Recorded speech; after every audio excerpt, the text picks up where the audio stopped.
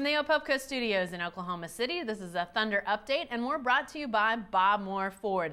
I'm Jenny Carlson, and I'm joined on the telephone by Anthony Slater, Thunder beat writer. And Anthony, we have to start with this string of hot play that the Thunder continues to be on. Obviously, that long winning streak ended in a tough game in Washington when everything basically went wrong, it seemed, for the Thunder. But still, winning 12 of 13 heading into Friday night's game against Orlando.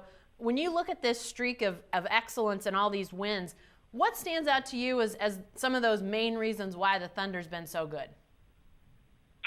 I think, defense first and foremost. They just consistently still playing that really good defense, even without Westbrook. You held Memphis to 73 points, something like that the other day. That was kind of, the high end of it. But pretty much consistently, besides maybe that Washington game, they've been D'ing up teams real well. So I think the defense is big. And then, just doing it without Westbrook, we still have to talk about, how impressive that is. 12-1, now they're 40-11 on the season. They've stretched that lead in the West. I think they're up to 3.5 or 4 games over the Spurs and Blazers. So, it's really impressive what they're doing. It's looking like, especially if you get Westbrook back, the team's got a chance to get maybe a home court throughout the playoffs, into the finals. Well, let's talk about Russell Westbrook for a second, because obviously he's been out after that third knee surgery, a second one to clean up his knee. What's the prognosis with him? What are you hearing in terms of his return? It was always post-All-Star break. Well, we're almost there. Yeah, it was said post-All-Star break, and then we I don't know if you want to call it speculation, but I and many others kind of were saying it, it'll probably be before. They put it on the very high end last time, and he came back way before. So I thought it was going to be before. And you know what? I think it might have still been before if the Thunder didn't kind of just go on this tear recently, which is kind of giving them the freedom to take a lot of time to really get that knee back to where they're really comfortable throwing him out there. So, I do think now it will be after the All-Star break. I'm guessing because they have a week off between that Thursday game in L.A. and Miami, I think February 20th, I could see him coming back to the game after the All-Star break against Miami at home. Imagine that crowd in that environment with Westbrook back. An already exciting game becomes off the charts. I can't imagine that could there have been another regular season game more anticipated than that one in recent memory? No, especially not if, they're sitting there at 44-11, hottest team in the league. They're already, with the whole thing with Perkins that happened, where it looks like Scott Brooks is adjusted.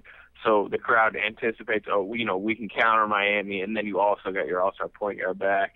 And I'm sure the Heat will come in, mad about last time. And that game is going to be real interesting. Yeah, very much so. Well, before we get to that and before we talk about what the Thunder has before the All-Star break, Kevin Durant, we got to talk about him for a second, because even though, like the winning streak, his 30-point game streak ended, that ended before the Washington game when the Thunder went to Brooklyn and blew out the Nets. So you had back-to-back nights of streaks ending, but still impressive what he's done. He continues to win Conference Player of the Week, Conference Player of the Month type awards, so everybody's aware of what this guy's doing. Anthony, MVP is something we've talked about repeatedly, but as we approach the All-Star break, is case closed on MVP? Is Kevin Durant this year's MVP in the NBA? Barring some unforeseen stuff like, another 27-game win streak to the Heat, or LeBron scoring 50 in 5 straight games, it seems like it's just about case closed, and LeBron seems okay with it, I think, because obviously the finals MVP is the one that they're both kind of looking to get this year. But like you said, the scoring for Durant has tapered off a little bit lately, but he's just been so impressive doing everything. Even though he's only scoring 26, he's still doing it efficiently. He's become way better with the, kind of seeing double teams, reacting to double teams. His assist numbers are as high as they've ever been. He's just dissecting defenses. Plus, on the other side of the floor, he's been one of the Thunder's best defenders. Blocking shots, just locking up, premier scorers at times. He's just clearly playing the best basketball of his career, and I'm not just talking about the offensive end.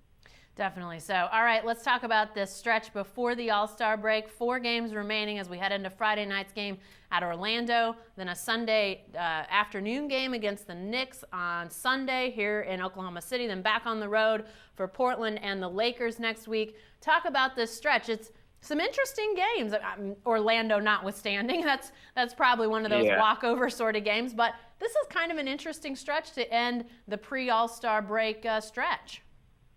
Yeah, I think it's a stretch where if they play like they can't, I mean, look, you got then the next 2 games are Orlando, obviously, who's something like 14-37. I think they're 3-16 in January. You should win that. You should probably win the game in New York with New York at home on Sunday. I mean, it's a nationally televised game. And, I mean, you saw what happened against the Knicks. I know you had Westbrook on Christmas, but the way the Thunder's playing, the way the Knicks have played this year, you think that's a win. The Lakers have really struggled, and they're really banged up. So, I mean, that's 3 games you definitely should win. The interesting game is Portland, who hasn't played that well lately. So if you can go up to Portland and maybe get a win, there's a chance you can be 44-11, winners of 16-17, heading to the All-Star break, heading to that Miami and Clippers games after the All-Star break. So I think they can just stay focused before this break.